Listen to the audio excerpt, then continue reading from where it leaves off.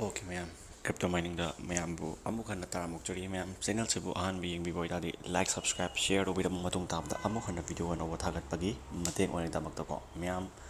telegram ki link se makha da pijarom ge then facebook ki page su makha da pijarom ge everything pijarom ge ma'am follow kari kra join to bidamo aduga makha ta ba update kari kra loina dum phangani aduga any kana na bai su kutong sa ba dum phangne ko ma'am khoi red kingdom gi anova khoi anova hai tare ko anova mak tin nate si aina tips and trick ni ko hai ta si aina mayam da share ta ho rage na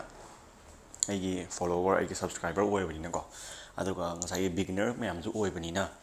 si kamai tar red kingdom se hena profit kamai tan gadagi hai ba poto si kana am tan hai dream ni ko youtuber kari kara any am tan hai dream bani si aina isana thian jaraga ai isana fazana apply tawakanda ai ngonda yare pale oire harakanda adugi potoni ko ina mayam da share tok thoise ko red kingdom se hojiki oina ngai ho ko hojiki oina red kingdom se anova chu lae ko anova kai update lae ha kana red kingdom se hojik moina piri se red kingdom se yam thina potential leba coin di oi dore ko dok ka mana dore ko dok te bu hen dore mana ko free mining ko karimta mine taw do leite ko hadi anova subscriber or anova viewer oi ta di red kingdom se hojik matam yam thina leiri join to wi ho ro ko makha da referral link pijaram ge ko ida kamai taw ke red kingdom se yong ko only for 5 days left to earn 50 red ko 50,000 red ko 5 days numit mangani manung sida ko ngarang leigre numit mari ni leiri ko ngasi ga tharaga anova join to sing ngasi ga tharaga numit mangani si manung da ai referral link si makha da join tawraba ko join tawraba adoi taragadi nangwanda 50,000 free da pira ane 50,000 coin free da pira ane ba ko ꯑꯩꯉꯣꯟꯗꯁꯨ ꯈꯔꯗꯤ ꯐꯪꯒꯅꯤ ꯀꯣ ꯑꯩꯉꯣꯟꯗꯁꯨ ꯈꯔ ꯐꯪꯒꯅꯤ ꯑꯩꯅ refer ꯇꯧꯕꯅꯤꯅ ꯑꯗꯨꯒ ꯑꯗꯣꯝꯒꯤꯗ 50,000 ꯔꯦꯠ ꯐꯪꯒꯅꯦꯕ ꯂꯦꯝꯅ ꯑꯗꯨꯝ ꯇꯥꯛꯄꯗꯤ 50,000 ꯔꯦꯠ ꯐꯪꯉꯒꯗꯤ ꯅꯣꯏꯒꯤ ꯀꯣꯏꯟꯗꯣ ꯁꯝꯅ ꯍꯥꯏꯔꯕꯗ ꯂꯨꯄꯥ 3,000-4,000ꯗꯤ ꯂꯦꯝꯅ ꯐꯪꯗꯣꯏꯅꯦꯕ ꯀꯣꯏꯟꯁꯦ ꯗꯣꯒ ꯃꯥꯟꯅꯔꯛꯇꯣꯏꯅꯤꯀꯣ ꯁꯤ ꯄꯣꯠꯁꯦ ꯑꯗꯨꯅꯅꯤꯀꯣ ꯑꯗꯨꯃꯥꯏꯅ ꯂꯩꯔꯦꯀꯣ ꯍꯧꯖꯤꯛ ꯔꯦꯠꯀꯤ ꯄꯣꯇꯦꯟꯁꯤꯌꯦꯜꯁꯦ ꯍꯥꯟꯅ ꯑꯝꯇ ꯌꯦꯡꯒꯤꯁꯤꯀꯣ ꯃꯥꯏ ꯄꯣꯇꯦꯟꯁꯤꯌꯦꯜꯁꯦꯀꯣ 1 ꯗꯦꯒꯤ ꯁꯤ ꯃꯥꯗ ꯃꯥꯏ ꯔꯤꯃꯥꯏꯟꯗꯔ ꯄꯤꯕꯩ ꯋꯥꯅꯤꯀꯣ ꯁꯤ ꯄꯣꯠꯁꯦ 1 ꯗꯦꯒꯤ ꯔꯤꯃꯥꯏꯟꯗꯔ ꯄꯤꯕꯩ ꯋꯥꯅꯤꯀꯣ ꯑꯗꯨꯒ ꯏꯗ ꯌꯦꯡꯉꯨꯀꯣ 3 days red kingdom za hit 3 million user numit humni da thangna humni da 3 million user hit tawrine adun ta pudi kayam potential sigi potential kyam leite haibase kaino da mamang da moigi user sing ke hatare do ka manaba sing leidai ne ko do ka manaba sing aduma myam oibanina paisa do yam phangi khangmanina mi myam se hekta homjellaga bar la homjellaga yahaurasi tahurasi na laine boje yan daraba aduna thoyengi red kingdom si makhogi oiba colonity makhogi oiba community na ama semai neba haying red kingdom se dogi price adum manarap satkane ba ko sumba sakta singje ko adu mathakta magi potential coin yam ti wange haibidi marang na hana tholok ta ngai ni red se duga hekta haubaga mana market je koi kabza tawi monga leire ba ko aduma leire ko aduga in 2 weeks asi myam pira dum noina pa de hena thoine khangani ko aduga beginner singi aina haidoi ko aina haid yamna iba beginner mak nate beginner na tasum yare ko beginner na tasum yare si sumai leirani aina link bijara mani aduga noina 50,000 phangani ko aingonda just 10,000 phangdoi ne ba aingonda ko fare asmani inkhalani ko inkhala kanda asmani rate ki pocha oirani ba ko ada hojik yengo ba subscribe youtube channel kari kra je noina apa ma tawjaro moi gi tawjaro ba ko ada mega ton transaction ji ko na tawje akhoi ka samma na tawmina je ba ko hojik horen tawsan gi no ba ado noi si reward kai ka loi tawro ko aduga red kingdom se karim da mine tawdo leite ba khamba kamai tawro ka point je kahan gani haiwa ko nang telegram gi pot se oina mana analyze tawrok to ne ba ko telegram gi pot se analyze tawrok to ne ba ko nangi telegram gi pot se analyze tawrok to ne ba ko sigi red kingdom gi point se noma khaji kahan gi haita din atraga hafta amda sigi red kingdom gi point se noina hafta amda natraga hafta ani de natraga 2 days 3 days ki matung da kahan doine ba ko poche kamai tawra kahan gadigi hairakadi nangna telegram se nangi namanavi or friend group ta nate ko group ki message nate ko group ki message ti count to ba yate ko nangi namanavi leiri sa suppose example to ba saw ba haira se ba ko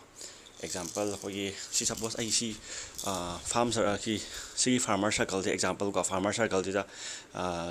ꯁꯤ farmer circle ꯁꯦ example ꯇꯣꯝꯕꯅꯦ ꯍꯥꯏꯁꯦ ꯑꯩꯒꯤ ꯇꯣꯝꯕ ꯄꯔꯁꯅꯦꯜꯒꯤ ꯏꯃꯥꯟꯅꯕꯅꯦ ꯍꯥꯏꯔꯁꯦꯕꯀꯣ ꯃꯉꯣꯟꯗ message ꯌꯥꯝ ꯊꯥꯅꯧꯕ ꯅꯉꯣꯟꯗ ꯇꯦꯂꯤꯒ꯭ꯔꯥꯝꯒꯤ ꯐ꯭ꯔꯦꯟꯁꯤꯡꯁꯦ contact ꯁꯦꯞ ꯇꯧꯕ ꯑꯣꯏꯒꯗꯧꯅꯤꯀꯣ ꯁꯦꯞ ꯇꯧꯗꯕ ꯌꯥꯗꯦꯀꯣ ꯁꯦꯞ ꯇꯧꯕ ꯀꯟꯇꯦꯛ ꯁꯦꯞ ꯇꯧꯅꯕ ꯑꯣꯏꯒꯗꯕꯀꯣ ꯀꯟꯇꯦꯛ ꯁꯦꯞ ꯇꯧꯅꯕ ꯀꯥꯡꯕꯨꯗꯨꯗ ꯃꯦꯁꯦꯖ ꯊꯥꯅꯧ ꯃꯥꯅꯁꯨ ꯊꯥꯅꯧ ꯅꯪꯅꯁꯨ ꯊꯥꯅꯧꯕ ꯍꯦꯛꯇ ꯑꯦꯛꯖꯥꯝꯄꯜ ꯕꯔꯕꯔ ꯊꯥꯔꯒ ꯈꯔ ꯊꯥꯕ ꯅꯣꯡꯃꯒꯤ 5 ꯊꯥꯎ ꯑꯗꯨꯒ ꯃꯤꯁꯦ 5 ꯑꯣꯏꯍꯜꯂꯣꯕ ꯑꯥꯏꯗꯤꯌꯦꯜ ꯀꯣ ꯃꯤ 5 ꯇꯣꯝꯕ ꯆꯥꯎꯕꯤ ꯆꯥꯎꯕ ꯋꯥꯔꯤ ꯕꯣꯕꯀꯣ ꯑꯗꯨꯃꯥꯏꯅ ꯑꯣꯏꯍꯜꯂꯣ 5 ꯑꯣꯏꯍꯜꯂꯣ ꯑꯦꯠꯂꯤꯁ ꯉꯝꯖꯔꯗꯤ ꯌꯥꯝ ꯑꯣꯏꯔꯕꯨꯗꯤ ꯀꯩꯁꯨ ꯀꯥꯏꯗꯦꯕꯀꯣ ꯅꯣꯏ ꯉꯝꯖꯩ ꯃꯈꯥ ꯄꯣꯜꯂꯦꯀꯣ ꯑꯗꯨꯒ ꯃꯦꯁꯦꯖꯁꯦ ꯑꯗꯨꯝ ꯊꯥꯅꯧꯕ ꯃꯣꯏꯒ ꯊꯥꯅꯕꯤ ꯈꯣꯠꯅꯕꯤ ꯑꯃꯇꯪ ꯅꯠꯇꯕ ꯃꯤ ꯑꯃꯇꯪ ꯅꯠꯇꯕ ꯀꯣ ꯃꯤ ꯃꯌꯥꯝꯗꯨꯗ ꯃꯤ 5 6 7 9 10 15 20 ꯃꯣꯏꯒ ꯃꯦꯁꯦꯖꯁꯦ ꯑꯦꯛꯇꯤꯞꯂꯤ ꯅꯨꯡꯇꯤꯒꯤ ꯊꯥꯅꯧꯕ ꯃꯦꯁꯦꯖꯁꯦ ꯑꯃꯍꯦꯛꯇ A ꯑꯣꯏꯒꯦꯔꯥ B ꯑꯣꯏꯒꯦꯔꯥ ꯋꯥꯍꯩꯁꯦ ꯑꯃꯍꯦꯛꯇ ꯊꯥꯅꯧꯕꯀꯣ ꯑꯗꯨꯃꯥꯏꯅ ꯊꯥꯅꯍꯜꯂꯒ ꯅꯨꯃꯤꯠ 5 ꯑꯦꯅꯥꯂꯥꯏꯁ ꯇꯧꯕꯗ ꯅꯨꯃꯤꯠ 5 4 ꯆꯪꯕꯅꯦꯕꯀꯣ ꯅꯪꯅ ꯊꯥꯅꯔꯤꯕ ꯃꯦꯁꯦꯖꯇꯣ ꯄꯔ ꯃꯦꯁꯦꯖꯀꯤ ꯃꯇꯨꯡ ꯏꯟꯅ ꯄꯣꯏꯟꯠ ꯑꯁꯨꯛ ꯀꯥꯕꯅ ꯑꯃ ꯂꯥꯛꯑꯅꯦꯕ ꯀꯣ ꯀꯥꯎꯟꯠ ꯇꯧꯔꯛꯑꯅꯦꯕꯀꯣ ꯑꯗꯨ ꯃꯇꯨꯡ ꯏꯟꯅ ꯅꯪꯒꯤ ꯔꯦꯠꯀꯤ ꯄꯣꯏꯟꯠꯁꯦ ꯍꯥꯏꯒꯠꯂꯛꯑꯅꯦꯕ ꯑꯩꯒꯤ ꯔꯦꯠꯀꯤ ꯄꯣꯏꯟꯠꯁꯦ ꯑꯗꯨꯃꯥꯏꯅ ꯇꯧꯔ ꯍꯥꯏꯒꯠꯂꯛꯏꯅꯦꯕ ꯀꯣ ꯈ꯭ꯋꯥꯏ ꯐꯥꯔꯁ ꯄꯣꯏꯟꯠꯇ ꯃꯥꯒꯤ ꯔꯤꯐꯔ ꯂꯩꯔꯦꯀꯣ ꯔꯤꯐꯔ ꯉꯝꯗꯕ ꯀꯥꯡꯕꯨꯗꯅ ꯑꯗꯨꯃꯥꯏꯅ ꯇꯧꯕ ꯑꯩꯗꯤ ꯔꯤꯐꯔꯁꯨ ꯂꯩꯖꯔꯦ ꯑꯗꯨꯒ ꯑꯗꯨꯃꯥꯏꯅꯁꯨ ꯇꯧꯕꯒꯤꯅꯦꯕ ꯑꯩꯉꯣꯟꯗ ꯇꯧꯔꯤꯁꯦ ꯄꯣꯏꯟꯠ ꯖꯔꯔ ꯀꯥꯔꯤꯁꯦ ꯑꯗꯣ ꯑꯗꯨꯃꯥꯏꯅ ꯇꯧꯔꯒꯗꯤ ꯍꯦꯟꯅ ꯔꯤꯐꯔꯗꯤ ꯍꯦꯟꯗꯣꯛꯇꯅ ꯑꯗꯨꯅ ꯍꯦꯟꯅ ꯀꯥꯒꯅꯦꯕ ꯄꯣꯏꯟꯠꯁꯦ ꯀꯣ ꯌꯥꯝ ꯀꯣꯛꯇ ꯁꯥꯟꯅꯧꯕ ꯅꯪꯒꯤ ꯇꯦꯂꯤꯒ꯭ꯔꯥꯝꯒꯤ ꯂꯩꯔꯤꯕ ꯃꯦꯁꯦꯖꯀꯤ ꯅꯪꯒꯤ ꯉꯁꯥꯏꯒꯤ ꯃꯦꯁꯦꯖꯀꯤ ꯅꯪꯒꯤ ꯆꯍꯤ ꯗꯤꯇꯦꯜꯁ ꯑꯣꯔ ꯃꯦꯁꯦꯖ ꯊꯥꯅꯈꯤꯕꯒꯤ ꯈꯨꯊꯥꯅ ꯃꯦꯁꯦꯖ ꯀꯌꯥꯝ ꯊꯥꯅꯈꯤ ꯃꯦꯁꯦꯖ ꯀꯌꯥꯝ ꯀꯥꯎꯟꯠ ꯇꯧꯏ ꯃꯦꯁꯦꯖ 100ꯅ ꯄꯣꯏꯟꯠ ꯀꯌꯥ ꯁꯥꯏ ꯍꯥꯏꯕꯒꯤ ꯔꯦꯠꯀꯤ ꯃꯣꯏꯒꯤ ꯁꯤꯁꯇꯦꯝꯗ ꯅꯤꯌꯣꯝ ꯑꯃ ꯂꯩꯖꯩꯑꯕꯀꯣ ꯍꯧꯖꯤꯛꯐꯥꯎꯗꯤ ꯑꯗꯨꯒꯤ ꯄꯣꯠꯁꯦ ꯔꯤꯚꯤꯜ ꯇꯧꯔꯛꯇ꯭ꯔꯤꯕ ꯑꯗꯨꯕꯨ ꯑꯩꯅ ꯁꯨꯝ ꯌꯦꯡꯉꯛꯄꯗ ꯉꯔꯥꯡ ꯅꯍꯥꯟꯗꯤ ꯀꯨꯏꯔꯦꯀꯣ ꯑꯩꯅ ꯁꯤ ꯔꯦꯠ ꯍꯦꯛ ꯍꯥꯞꯈꯤꯕꯒ ꯑꯦꯅꯥꯂꯥꯏꯁ ꯇꯧꯔꯛꯄ ꯌꯦꯡꯉꯛꯄꯗꯗꯤ ꯃꯦꯁꯦꯖ 100ꯅ ꯃꯣꯏꯁꯦ ꯄꯣꯏꯟꯠ 3 4 ꯁꯥꯏꯌꯦꯕ ꯃꯣꯏ ꯄꯣꯏꯟꯠꯁꯦ ꯃꯦꯁꯦꯖ 100ꯅꯀꯣ ꯃꯦꯁꯦꯖ 100ꯅ ꯄꯣꯏꯟꯠ 3 4 ꯁꯥꯏ ꯑꯗꯨ ꯑꯣꯏꯔꯒꯗꯤ ꯃꯤ 100ꯗꯗꯤ ꯑꯦꯛꯖꯥꯝꯄꯜ ꯀꯣ ꯃꯤ 100ꯗꯗꯤ ꯄꯣꯏꯟꯠ ꯀꯌꯥ ꯁꯥꯔꯒꯗꯤ ꯌꯦꯡꯉꯣꯕ ꯑꯦꯛꯖꯥꯝꯄꯜ ꯍꯣꯠꯁꯦꯕꯀꯣ ꯃꯦꯁꯦꯖ 100ꯅ 5 ꯁꯥꯏ ꯍꯥꯏꯁꯦ ꯃꯤ 100ꯗꯗꯤ ꯀꯌꯥ ꯁꯥꯔꯒꯦꯕ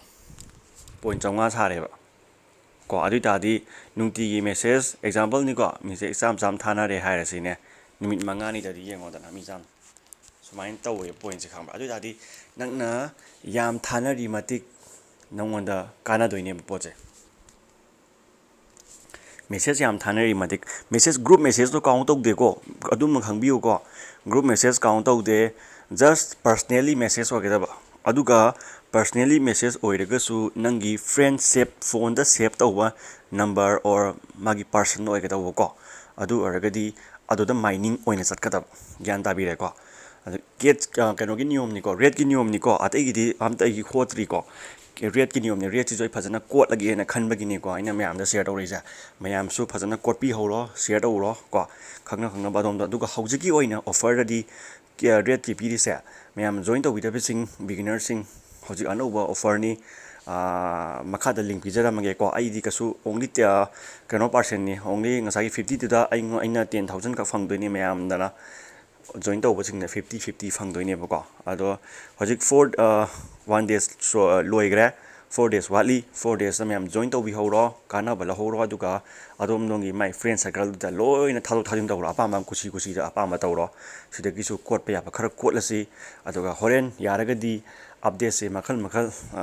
ꯇꯧꯕ ꯉꯝꯕ ꯑꯣꯏꯔꯇꯥꯔꯗꯤ ꯑꯩ ꯇꯧꯖꯔꯛꯑꯒꯦ ꯑꯗꯨꯒ ꯒꯤꯐ ꯑꯋꯦꯒꯤ ꯔꯤꯖꯜꯗꯣ ꯃꯤ 4 5ꯗꯤ ꯁꯨꯖꯜꯂꯛꯑꯦ